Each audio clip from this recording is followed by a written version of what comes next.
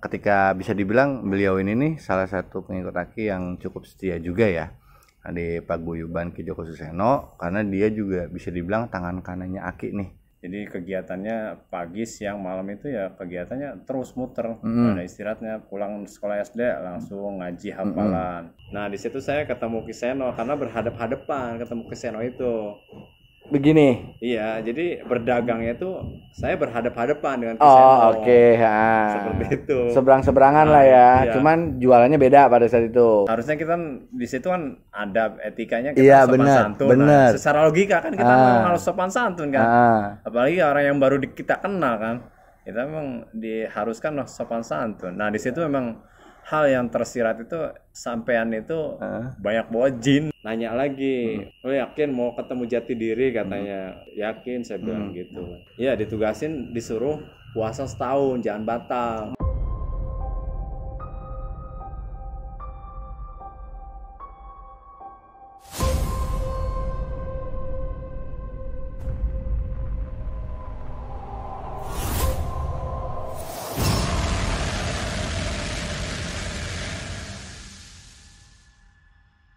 Assalamualaikum warahmatullahi wabarakatuh. Salam rahayu buat sahabat Jejak Gentala. Jadi malam ini di Jejak Gentala kita mau ngebahas salah satu pengikut Aki yang bisa dibilang beliau ini cukup lama ya nuntun ilmu di tempat Aki.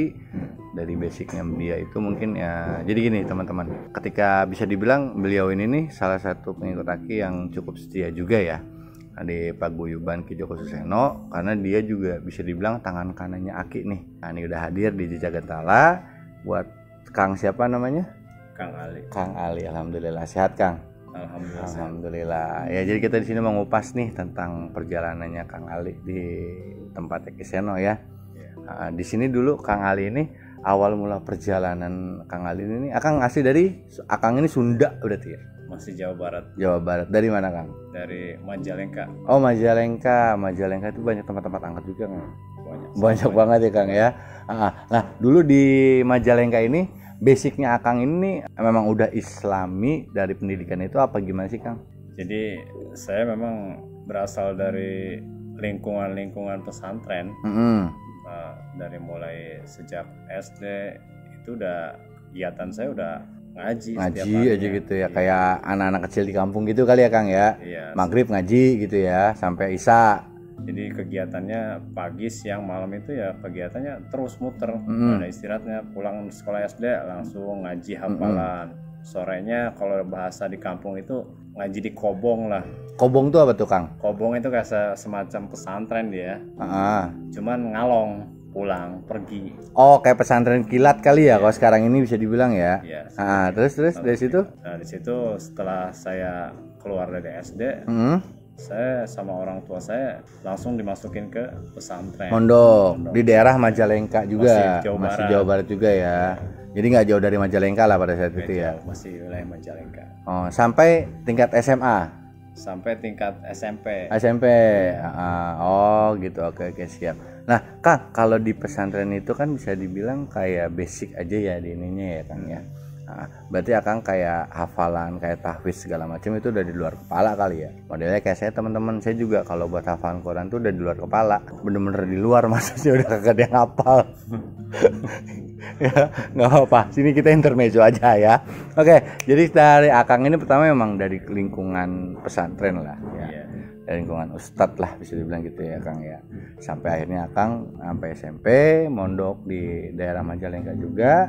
Terus Akang ini nih ketemu sama Ki Seno nih gimana nih Kang? Awal mulanya Kang? Ini perjalanannya sangat jauh sekali nih. Wah teman-teman pakai ya kan. Wow gitu ya kan. Gimana Kang? Karena saya pribadi dulunya memang bisa dikatakan waktu satu lettingan sama waktu belajar syariat ya. Saya bilang syariat ya. Iya. Kayak contoh seperti belajar kitab kuning, fikih, terus dan yang lain-lain lah seperti halnya tentang adab-adab berwudu. Itu ibaratnya saya mengenal Kiseno itu sebelum benar-benar yang langsung ke dagingnya, saya kulit dulu ketemunya. Jadi memang dari bawah, dari awal. Iya, ya kalau kita sering dengar podcastnya Kiseno kemarin kan sempat juga tuh tingkatan ilmu-ilmu ya kayak Kang ya, kayak ilmu syariat, hakikat, thariqat, ma'rifat, bener ya? Nah, berarti pada saat itu Akang masih pembelajaran dari syariat. Syariat itu bisa dibilang masih basicnya lah ya. Oh gitu. Jadi pas ketemu Kiseno itu Akang gimana nih awal ketemunya dulu nih? Apalagi main di mana kan secara kan Akang dari Jawa Barat nih, dari Majalengka tadi ya bisa dibilang ya. Akang dari Majalengka, Akang berarti hijrah ke Depok langsung apa gimana? Enggak, ketika saya keluar dari pesantren itu, saya langsung ke Jakarta Timur. Ikut dulu sama orang tua. Oh kebetulan orang tua hijrah ke sini juga. Ada di Jakarta Timur. Ngerantau lah ya. Terus setelah di Jakarta Timur itu disuruh sama orang tua itu suruh ke Depok, pindah lagi ke tempat saudara. Sekaligus saya ikut ngedampingin saudara berdagang. Nah di samping itu berdagang itu saya ketemu guru. Gurunya ini? Ya, guru ini masih syariat. Masih syariat. Oh gitu. Di Depok ini masih syariat. Sedangkan Akang mungkin dalam hati nurani Akang nih pengennya lebih tinggi dari syariat. Ya bukan di situ, tapi memang lagi benar-benar mencari ilmu yang saya haus dengan ilmu. Seperti ilmu-ilmu yang tentang agama, tentang mungkin ke hal yang gaib itu belum mau mempelajari karena saya yang ada di pikiran saya itu ilmu tentang masalah fikih itu. Oh oke. Jadi Akang aslinya sih Akang mau pelajari yang ilmu fikih itu ya. Ya cuman pada saat itu kayak apa sih gaib itu apa gimana, kayak kurang percaya atau gimana kali gitu ya, bisa dibilang gitu ya. Oke. Nah terus sampai ketemu guru lah di situ ya kan, dari itu belajar jualan di pasar, ketemu guru, terus ketemu Kisenonya. Lucu banget nih di sini. Kenapa nih? Saya boleh ketawa dulu nggak kalau lucu? Boleh nggak apa-apa. Oh boleh ya. Gimana? Tawa aja yang kencang dulu. Gimana? Ketemu Kisenonya gimana? Kok bisa lucu? Jadi memang ketika saya memang lagi di Depok ini posisinya lagi belajar kitab kuning sama fikih, bukan? Fikih ya, kitab kuning lah. Bisa dikatakan kitab kuning karena di situ kan memang kitabnya kuning yang saya buka. Kalau biru berarti kitab biru. Iya bisa. Iya. Terus? Jadi ketika saya di Depok ini, ketika berdagang, di waktu berdagang ya, waktunya itu pagi. Di saat saya lagi mencari dunia lah. Nah di situ saya ketemu Kiseno karena berhadap-hadapan ketemu Kiseno itu. Begini. Iya, jadi berdagangnya itu saya berhadap-hadapan dengan Kiseno. Oh oke. Seperti itu. Seberang-seberangan lah ya. Iya. Cuman jualannya beda pada saat itu. Iya. Terus? Nah ketika kita berdagang di saat kita lagi sepi ya, bukan sepi tapi ibaratnya ketika nggak ada yang beli ya, curhat. Nah di situ saya mungkin ngobrol dengan Kiseno ya. Saya dengan agama yang memang saya pelajari dengan fikihnya. Tentang hadis, terus dan yang lain-lain. Beliau ini menjabarkannya mungkin tersirat, kalau saya tersurat. Oh gitu. Jadi seperti itu, mungkin perdebatannya belum ketemu. Saya logika, beliau nalar logika. Nah di situ saya seru. Di situ awal mulanya saya kenal benar-benar Kiseno itu, Kiseno ngundang saya dulu. Ntar malam main kesini. Nah di situ Kiseno itu menanyakan hal-hal yang tentang tersirat ini. Sebenarnya apa yang lo cari di dunia ini? Iya. Satu yang tersirat gua cari ini ya saya ya. Satu hal yang tersirat yang saya cari ini tentang jati diri. Nah di situ nanya lagi, lo yakin mau ketemu jati diri? Katanya yakin, saya bilang gitu. Nah setelah itu saya diundang lagi sama Kisenonya besoknya lagi, baru saya ditugasin. Tugasin apa tuh Kang? Iya ditugasin, disuruh puasa setahun, jangan batal. Wow, ada yang bisa nggak nih teman-teman? Yang puasa 30 hari aja terkadang suka bolong-bolong ya kan? Apalagi ini setahun ya kan? Tapi kenapa nih Akang bisa memantapkan diri bahwa oh iya ini loh orang yang tepat buat saya gitu loh Kang? Ya kan? Karena pada saat itu kan Akang pertama tadi Akang jelasin kan di awal bahwa Akang ini berdebat sama Kiseno nih karena nggak nyatu ya kan? Akangnya A, akhirnya B kan gitu ya? Walaupun tujuannya kita sama, tapi kan caranya beda nih. Apa yang bikin Akang itu mantep Apa penjelasan akikah yang memantapkan Akang untuk oh iya ayo kita lebih dalam lagi ilmunya atau gimana Kang? Cerita masuk ke mantap itu memang di situ ada proses pembuktian hal-hal yang memang di luar nalar logika ya. Yang tadinya Akang mungkin udah nggak percaya gitu, tapi sama Kiseno dibuktikan. Iya. Jadi itu yang memantapkan. Itu prosesnya sangat panjang sekali deh. Sangat panjang sekali ya dalam hal jati diri itu. Jadi ketika disuruh puasa setahun itu memang perlu kematangan yang benar-benar matang. Akang jalanin? Ya belum. Oh belum. Belum jalanin. Sampai sekarang berarti? Belum lah. Belum ya. Makanya itu proses ya Akang bilang tadi ya. Perjalanannya memang cukup panjang ya Kang ya. Nah terus sama Kiseno itu tahun berapa tuh Kang? Awal ketemu? Lupa ya. Kalau untuk tahunnya saya mungkin 2008 kali ya. 2008 berarti kurang lebih sekitar antara 2005 2008. Berapa nih guys? 2005 ya? Nah 2005 2008 lah. Berarti udah belasan tahun. Kalau diceritakan ya. Itu sangat panjang sekali tuh. Nah selain ini nih kan Akang tadi kan ngomong proses setahun masih belum bisa lah ya karena proses ya kan untuk menemukan jati diri Akang sendiri ya. Akang ini kan basicnya dari pesantren. Iya. Ya, terus saya juga tadi di pembukaan ngomong Akang ini bisa dibilang tangan kanannya Kiseno lah.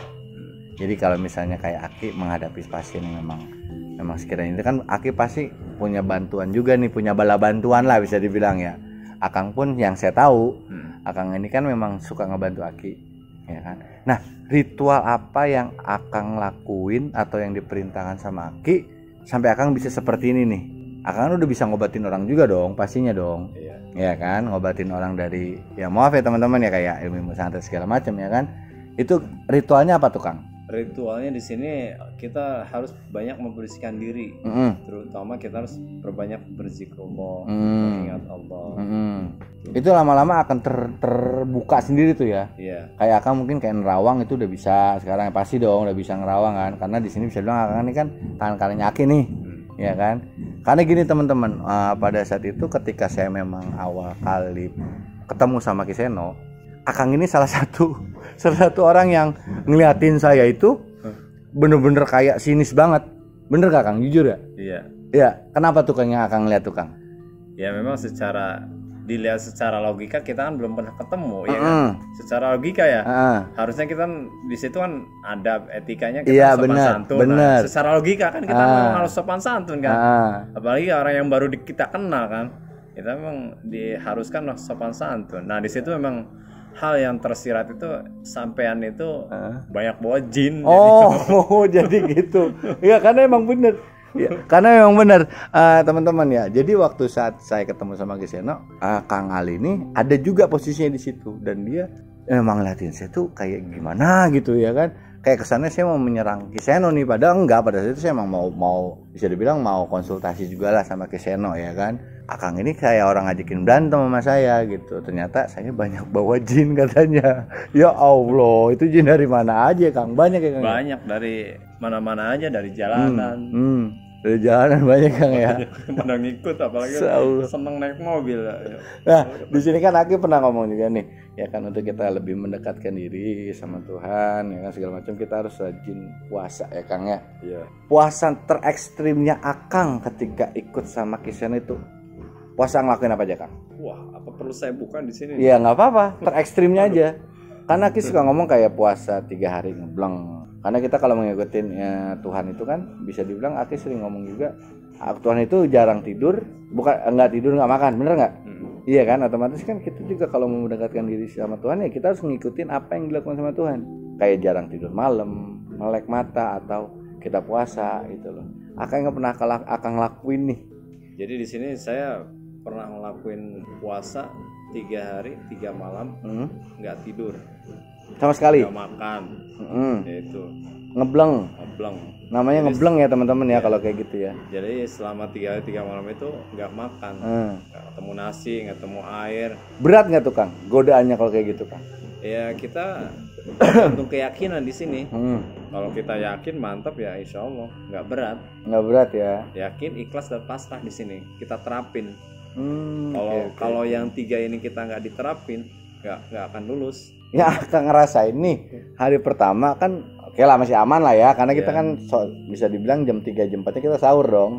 Iya kan. Nah hari kedua ketiga itu gimana Kang? Hari pertama itu memang kita penyesuaian. Dan hari kedua itu memang godaan. Dan hari ketiga itu ya satu kepasrahan aja gitu. Udah loss aja lah ya. Loss aja lah ya. Oke gitu. Nih Akang ini kan perjalanannya menuju ke situnya nih udah lumayan dibuka juga nih teman-teman ya. Nanti kita ada part berikutnya untuk ngebuka lagi. Nah sekarang gini, Akang ini kan kalau di paguyuban udah panggilannya udah Gus nih, ya kan? Siapa sih Kang yang menyematkan nama Gus ini loh?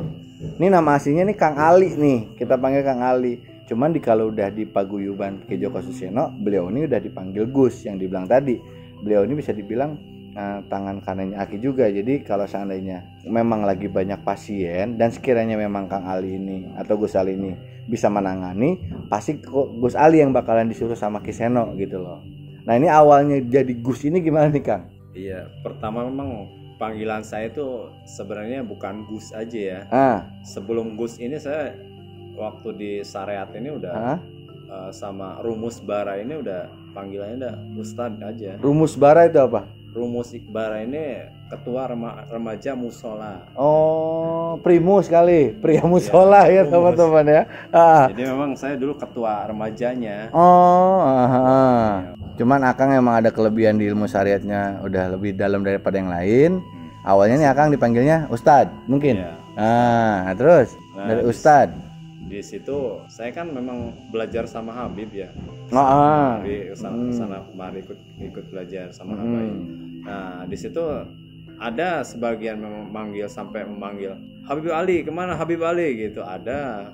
Padahal memang aslinya Akang ini nggak ada keturunan dari Habib. Nggak ada, saya mah orang Sunda asli. Oh coba, jadi cuman kayak sebutan aja lah ya, nama panggilan lah ya. Karena memang saya dulunya aktivitasnya dulu sama Habib terus, jadinya mungkin orang ada yang kalau untuk zaman sekarang mah ngecengin lah.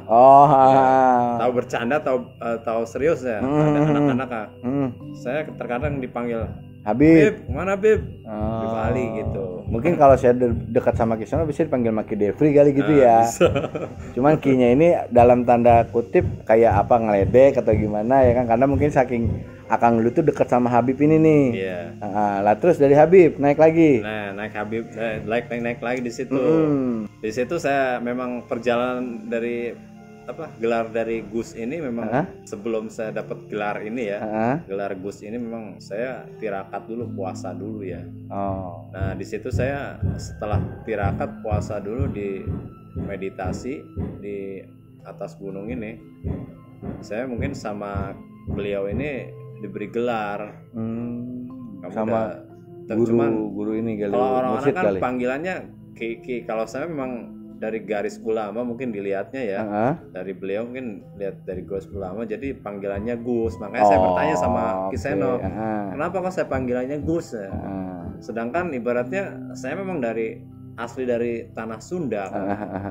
Kang aja udah bagus buat saya ibaratnya. Jadi karena memang pada saat itu ruang basicnya Kang ini dulunya ini di keluarga pesantren lah bisa dibilang gitu ya Kang ya.